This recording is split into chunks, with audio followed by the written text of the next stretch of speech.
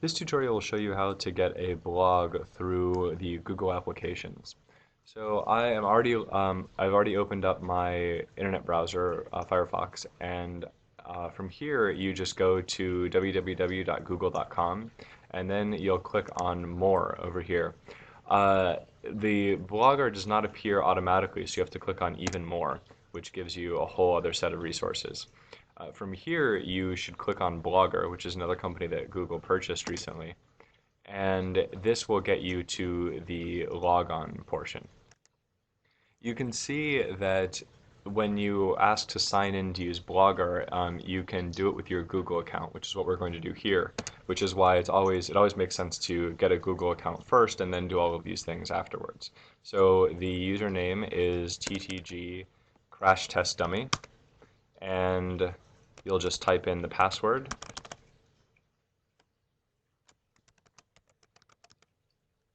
And then you can choose to have it remember you. I always say don't do that for security purposes, and then you just sign in. Once you've signed in, it asks you to create a display name, which in this case is just going to be the same thing. So TTG Crash Test Dummy. And then you'll want to, again, read the terms of service and then click on Accept. And continue. Now, I should note that this process is only if you want to create a new blog. If someone has created a blog that you want to join, they will have to share the blog with you, and that will send you an email that you have to accept. That's a different process than this process, but I will show you how to share the blog afterwards. So here is the blog title, and it is, in my case again, TTG Crash Test Dummy. And in this case, I'm going to put spaces in between to show you that you can do that.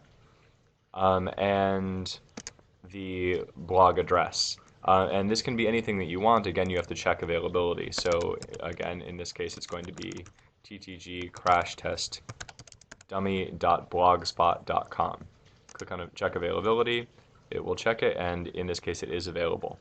So I am not actually going to use any of the advanced options, which includes external hosting or to import a blog that you already have. Click on Continue. From here you can choose a template, and there's quite a few templates with Blogger, as you can see, but I'm going to choose a very simple one. In this case, it's going to be the bottom one here, which is called $. Then you click on Continue. This can always be changed later, so don't worry about it too much. And the blog has been created. So from here, I click on Start Blogging, and it automatically brings me to a posting site. So this is where I would create the first blog post. So I'm going to do that here, and I'm just going to call this first post testing. And I would just put in something simple here like this is my first post, just checking to see if it works. And here we have tags, or they call them labels here, and these will show people categories for all of your posts. In this case, I'm just going to use general info. And that will tag it with general info, so if anybody clicks on that tag, it will show this post. It's a great way to organize your posts, and we'll talk about this later in the tutorial on how to post. So from here, you just click on Publish Post. Saving will save a draft, but you still have to publish your draft to make sure that it appears on the blog. So you see this only takes a few seconds, and then you can view the blog. And here we go.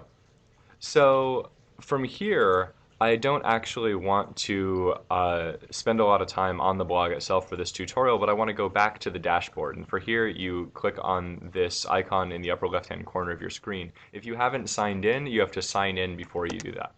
If you're signed into your Gmail account, it will automatically sign you in when you click on your dashboard. So the last step to making a course blog is to share the blog with your students or your colleagues or whatever. From your dashboard, you just click on Settings and then click on Permissions. Now, permissions will allow you to add authors. Now, you can add authors who are not Gmail users, who do not have Google accounts, but when they want to actually become authors, they're going to have to get a Google account. So they might as well start from a Gmail address, and it will make everything much easier, much more streamlined.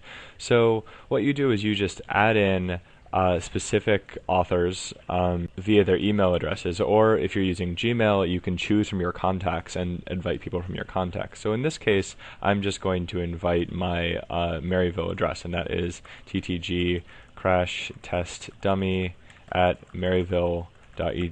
Again, when this gets sent through, the ttg crash test dummy email address is going to have to log in to a Google account to be able to get access to Blogger, so it will make it sign up for one. Of course, if you have students doing this, that means all of your students will have to get Google accounts, but it's a small price to pay for the ease of use here and its integration with Gmail. So then you just click Invite, and you'll see that it says when you have sent the invitation, and you can invite them again or remove the invitation. The key thing to remember here is that authors cannot automatically start posting to the blog. They have to accept the invitation. They have to actually go into their email address and click on a link that is in the email to give them access to the blog. Once they have a Google account and once they click on that link, it will automatically add it to their blog list, and they can. And that's it. I hope this was helpful.